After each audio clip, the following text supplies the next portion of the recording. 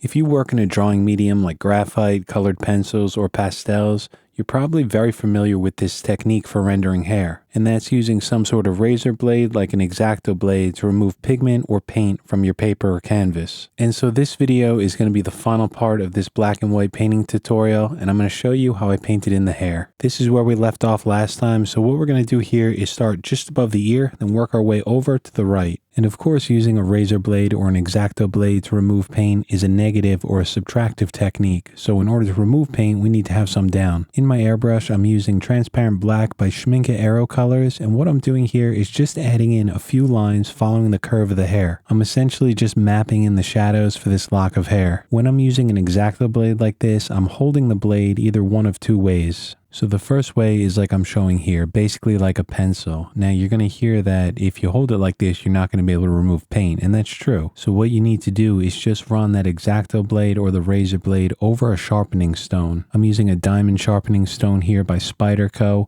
And what I do is I just run the blade over it a few times. What this does is take the burr, which is that very small piece of metal at the end of a knife or a razor blade, and bends it over in the opposite direction. If you're drawing with pencil, it's essential to do this, otherwise it's not going to be able to remove the graphite. But for thin layers of acrylic paint on a smooth surface like a gessoed canvas, if you set the burr properly, you'll be able to hold it just like a pencil, and it's very useful to cut out small, thin, quick hairs. Another tool that works pretty well to set the burr is just a sandpaper block. You could run the X-Acto blade over it just like a sharpening stone, and that's going to help set that burr in the opposite direction as well. And the other way, which is much more common, is to hold the X-Acto blade overhand, almost like you're holding a long-handled paintbrush, painting at a distance. And this technique works incredible for pulling out different line widths. So as I'm painting in this hair, you'll see me switching off between the two grips pretty often. And just remember that if you are going to be using the pencil grip to flick out a few small thin hairs, you do have to set the burr, otherwise it's not going to work. And if you're using the overhand grip, like the long-handled paintbrush grip, it's always best to work with a fresh, sharp blade. So what I'm doing at the bottom here is just flicking out a few of the flyaway hairs which are in this shadow and just going over the ear. I'm going to have to darken this up later, so most of these hairs are going to get covered up anyway. So I'm just kind of flicking in, adding some randomness,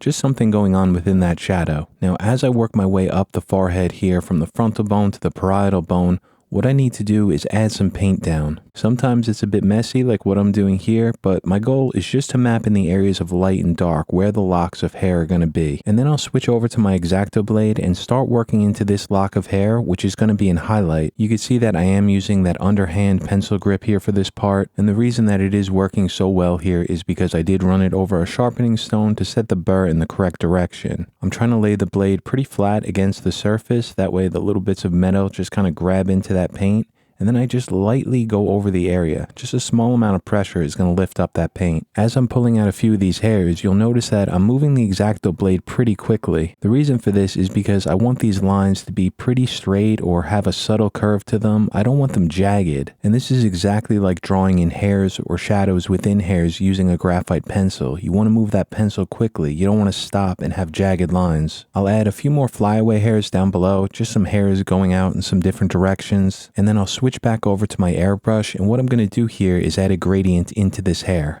Now a gradient is a simple thing. It's a transition of values from light to dark or dark to light. And so what I'm doing here is glazing some of this transparent paint above and below this lock of hair. I'm also adding some in the center where it gets a little bit darker, and you can see what this gradient does. It just adds a little bit of depth to it, kind of that 3D look. We know that the light source is above and to the right, so any area that's going to be brighter is going to look like it's raised up and catching some of that light. Because this is a two-dimensional surface, it's just an illusion that we're creating. And so after I get down a glaze of paint, what I'm going to do is just start layering these textures on top of each other. I'm going right back over to the X-Acto blade, and this time I'm using more of an overhand grip, laying that blade pretty flat against the canvas, and then just pulling out some hairs the way that I see them. As I move up to that transition point between the forehead and the hair, I'm just using a little bit less pressure on the blade itself. This way, a few of the lines aren't as sharp and defined. To get some separation in between light and shadow between a few of these locks of hairs, I could use a freehand shield like I'm doing here. Line it up with that lock of hair that has a highlight and then just spray some paint over above it.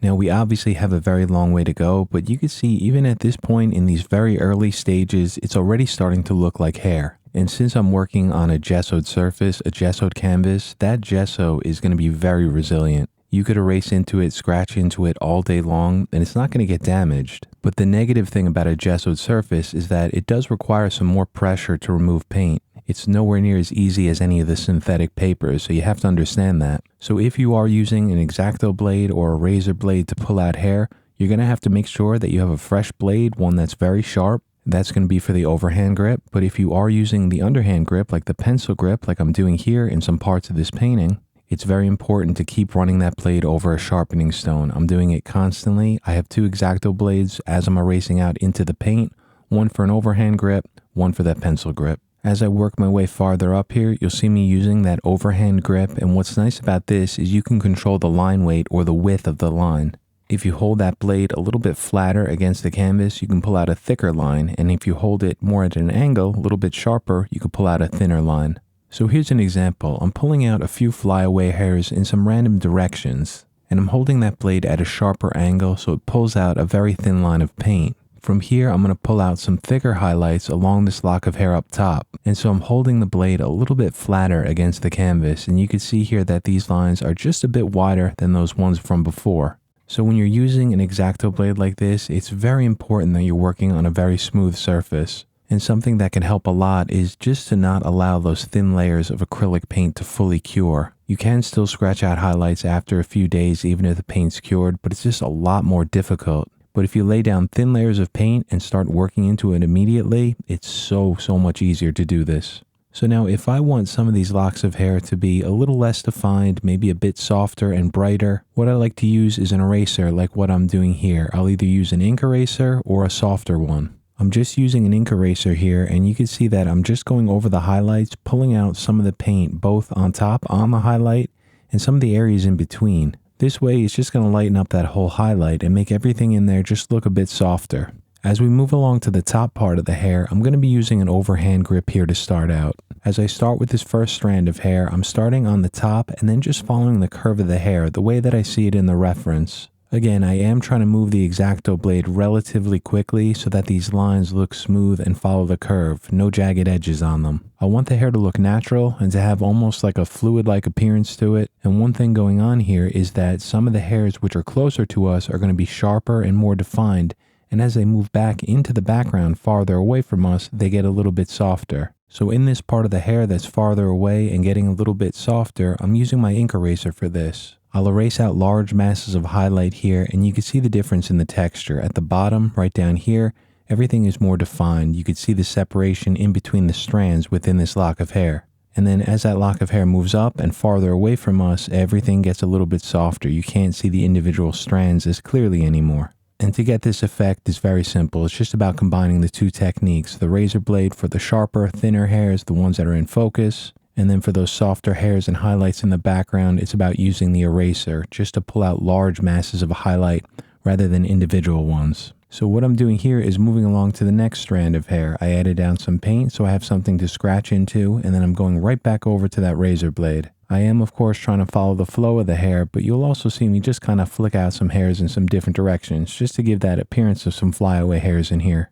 And then for that softer, less defined highlight along the top, that's where I go right back over to the stick eraser. And while I'm doing this, you'll continually see me swap off between those two different grips, whichever one is more comfortable and whichever one is needed to pull out the right line with. And one thing that I like to do before I come back in with my airbrush to glaze over some darker values is to make sure that I add a few hairs in some random directions within the shadows. This way, when I glaze some paint over the top, there's something going on in that shadow. It's not completely black. From here, we'll just keep working over to the right, and you can see the first thing I did was just map in those shadows, the transitions between light and dark. And within those highlighted areas, I made sure to apply a thin glaze of paint so I have something to scratch and erase into. And then it's right back over to those tools, the X-Acto blade for the sharp, defined lines, and then the eraser for some of the softer ones up top. Since the right side of the hair is going to be softer, less defined, you'll see me using a softer eraser here, just like what I was using on some parts of this portrait. This way, as I erase into these areas, I'm not pulling out too much texture. It does require a bit more work because it's not as aggressive,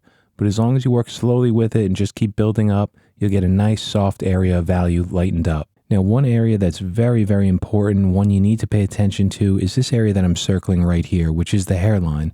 basically the transition between the hair and the skin. Now, it's so incredibly important to have a smooth gradient, a smooth transition between the flesh tones and the hair. If this transition is too sharp and defined, it's going to look like she's wearing a hat or a helmet. It's not going to look like hair. So as I'm doing this, you'll notice that the forehead below it doesn't have any paint on it yet. It's just pure white gesso. And as I'm pulling out some of these hairs, some of these highlights, I'm continuing it right into the white gesso. And the reason for that is because I don't want all of these hairs starting at the exact same place. I want some randomness in here, and I want it to look like a smooth transition. Not to make it look like the hair was painted in, but to make it actually look like the hair is kind of growing out of the scalp like it would naturally. So in this area right here, I'm going to use my transparent black paint and spray a very thin glaze in here. This will make it look like this part of the hair is just kind of rolling away, and then I'll come back in with the X-Acto blade and lightly scratch out a few flyaway hairs over the top. Just something to help break up that natural pattern that we all unintentionally add to our paintings. And so to finish this one up, it's the same thing over and over. It's basically rinse and repeat, following the same techniques. Like always, I'm paying attention to my reference photo. That's going to be my guide. That's going to tell me the direction that the hair is flowing and the texture within the hair. You'll see me add a small amount of a gray opaque color along the top. That way I can scratch out some paint and some flyaway hairs into the background. Once that's added in, you'll see me using a few different tools up here. A softer eraser to erase into that gray paint, just to make it look like there's some soft strands of hair out of focus in the background. And then of course an X-Acto blade or a razor blade to pull out some thin flyaway hairs, something to look like it's a little bit closer and in focus. And so that's basically it for the hair. You can see that we got a lot of texture in here. It looks like a lot more work was done to this area than actually was. Just remember that painting is all about taking your time when you're working with this. Make sure you just work one section at a time. Don't overwhelm yourself. And most importantly, above all else, make sure you're painting something that you enjoy, something so that doesn't feel like a chore, it doesn't feel like a burden to paint. Make sure you pick something important to you, something you care about, so the process is a lot more fun and enjoyable. And so that's going to wrap up this 3-part black and white portrait study. I do hope that some of you guys enjoyed this one, maybe pick something up. And I do want to thank all of you so very much for subscribing to this channel, watching these videos and liking them. And getting to talk with you guys in the comment section each week is a real privilege. I'm so grateful for it. So I just want you to know that I appreciate all of you so very much, and I just want to say thank you. And before I go, just a quick update. Over the next few months, I am going to start adding some advanced drawing tutorials on this channel. I don't know if all of you guys are as interested in drawing as I am, but that's where I come from, so I definitely want to start adding some more of that to the channel, along with the painting, of course. And finally, I'd like to give a quick shout out and welcome to the newest members. Richard, thank you so much for joining. Welcome to the channel. And thank you so much to John and to Kuji for rejoining. Thank you guys and welcome back. And of course, to the current channel members, thank you all so much for your incredibly generous support. I hope all of you have a great week. Best of luck in your paintings, and I'll see you back here next Friday.